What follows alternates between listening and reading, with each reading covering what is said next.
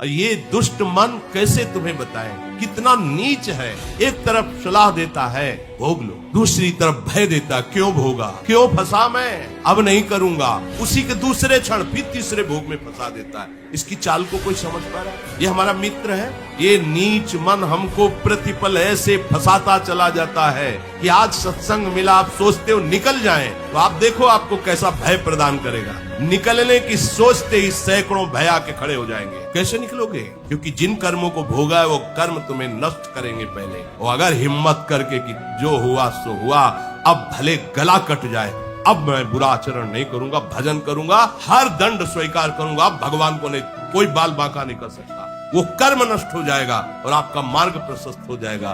पर ये भय ऐसा नहीं है, ऐसे नहीं बोल पाओगे बिना हरि आश्रय के। निकालने के लिए हरि तैयार है, तुम तैयार हो जाओ, हाँ में हाँ मिलाओ, एक झटके में बाहर हो। ये कैसे फिसलाता रहता है, कैसे गिराता रहता है। गिरने पर पता चलता है कि गिर रहे हैं।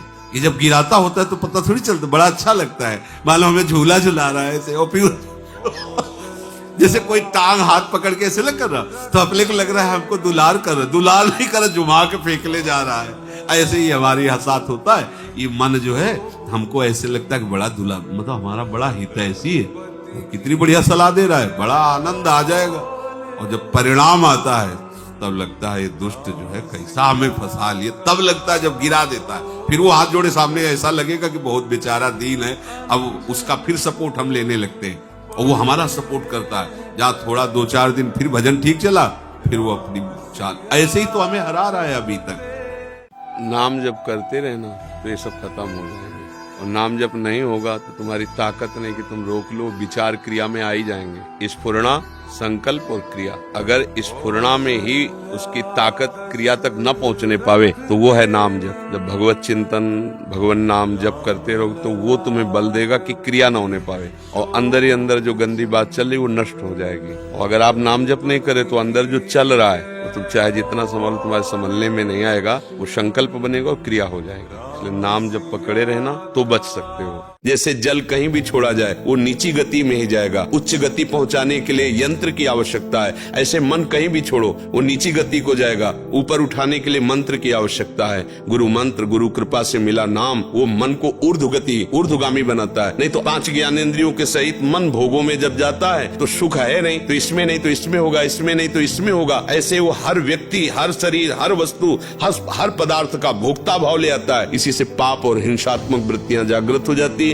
जिन्हें राक्षसी वृत्ति कहते, फिर उनका दंड मिलता है। अब मानव जन्म मिला है, धर्म पूर्वक चल करके अपने गुरु प्रदत्त नाम मंत्र के द्वारा अपने कर्मों को भस्म करके हम भगवत प्राप्ति कर लें, यही जीवन का परम लाभ है। जब भजन में बैठो तो पहले ये सूत्र हृदय में बैठा लो कि मेरे मन में जो विकृतियां आएंगी वो निकलने वाली होंगी, आने वाली नहीं होंगी।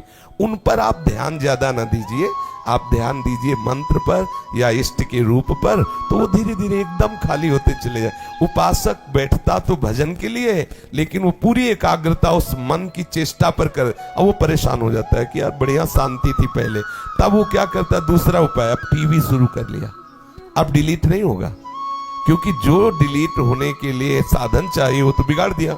अब हम अन्य बातें देखकर मनोरंजन कर रहे, तो मन को पूरी सामग्री मिल रही, अब वो डिलीट नहीं और ग्रहण करता है। और आपका माला चल रहा तो आपको लगा ये अच्छा है, दूसरे से बात करते जा रहे, माला चल रहा है, आपको लगा ये अच्छा, क्योंकि उसमें वो परेशानी नहीं, क्योंकि वो डिलीट नहीं हो रहा, वो तो भर रहा है। चतुरता ये है, विविक्त देश सेवित्व, एकदम एकांत स्थान में बैठो और बस शुरू कर दो नाम जप करना या ध्यान करना। मन कहीं भी खड़ा हो सकता है, कभी भी खड़ा हो सकता है, ये धोखेबाज है, लेकिन हम नहीं खड़े हो सकते। हम श्यामा श्याम के हैं, अब मन के नहीं है। फिर मन कहीं भी जाए, जाने दो उसको, क्या हमारा बस हो तो रोक ले, नहीं बस हो रहा तो छोड़ दिया, जा तू। अब हम तो नहीं छोड़ने वाले प्रभु के चरणारविंद, अब कर ले तुझे जो कुछ करना है। तू चाहे जितना बुरा सोचो, अब मैं नहीं मानूंगा, चाहे जितना तू बुरी प्रेरणा करे मैं नहीं करूंगा। और ये सामर्थ्य आप में है क्योंकि आप प्रभु के अंश हैं, श्यामा श्याम के शरणागत हैं। जीव का परम कल्याण मन को मारने से ही होता है। मन इष्ट और गुरु के चरणों में समर्पित करने से ही मरता है। ऐसे आप कुछ भी करोगे वो मरेगा नहीं, क्योंकि सूत्र है, जितना करोगे तो अहंकार से सपोर्ट मिलता रहेगा, वो जीवित बना रहेगा।